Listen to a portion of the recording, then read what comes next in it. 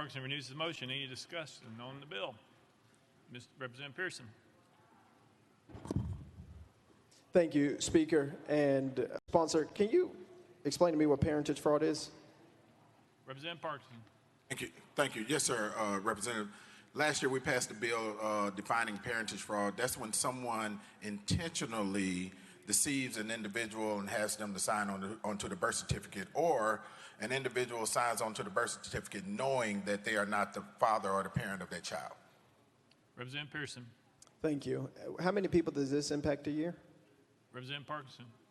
Thank you, Representative. I don't have the answer to that. Representative Pearson.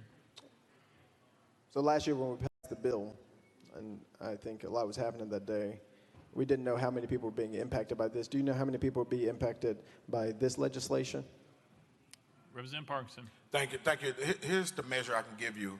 1/3 of the individuals that have signed onto a birth certificate are not the actual father of the child. 1/3. Representative Pearson. And as I understand it, we've criminalized people if they don't know who the actual father is or something like that. And now they're going to have to pay restitution. Is that correct? If that name is incorrect? Representative Parkinson. Thank you. No, that is incorrect. This is an individual who intentionally tried to deceive a person and to saying that they're the parent and they're not the parent. Representative Pearson. The challenge that I have, Representative, is we don't know that number is one thing. You said 1/3 of people, that's a very high number, 33% of folks are signing birth certificates that isn't their child. But we don't know the implications that this would have or any potentially positive effect if the idea is that somebody who was forced, as you might argue, to put their name on the birth certificate was then forced to pay child support. But we don't even know if this is happening in our state, according to what you've said. And so I'm really challenged because I don't want a punitive law. I don't want to support a punitive law against mothers in particular who might not know who the father is or the parent is, or they assume that is this particular person. And then they take them to court and say, they lied to me. They intentionally deceived me. And that just really concerns me. So go ahead. Representative Parkinson. Thank you, Representative. And so let me clarify something you said.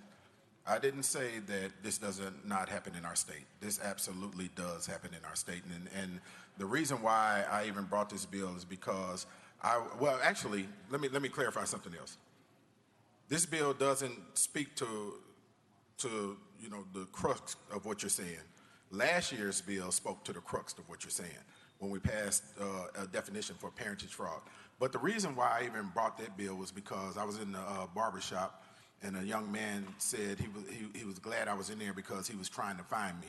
And he went on to tell the story about him and his girlfriend. They had a baby.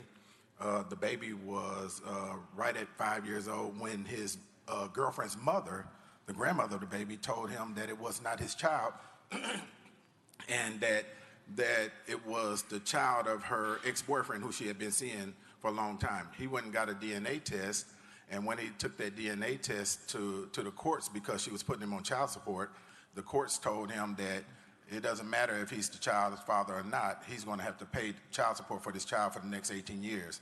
He ended up going to jail because he didn't pay the child support. He lost his license, lost his job, and his whole life was turned upside down. So that's how we got there. So this is not for,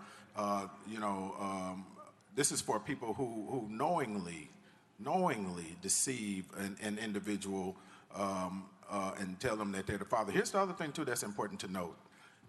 It's not just the fact that they deceived that father or who they thought was the father, but they're also robbing the child of their inheritance. They're robbing the child of their DNA. They're robbing the child of possible health benefits because if that child needs a lung and they have the wrong father named and they knew that wasn't the father, the child could die in his latter years. So that's what we're doing. Representative Pearson.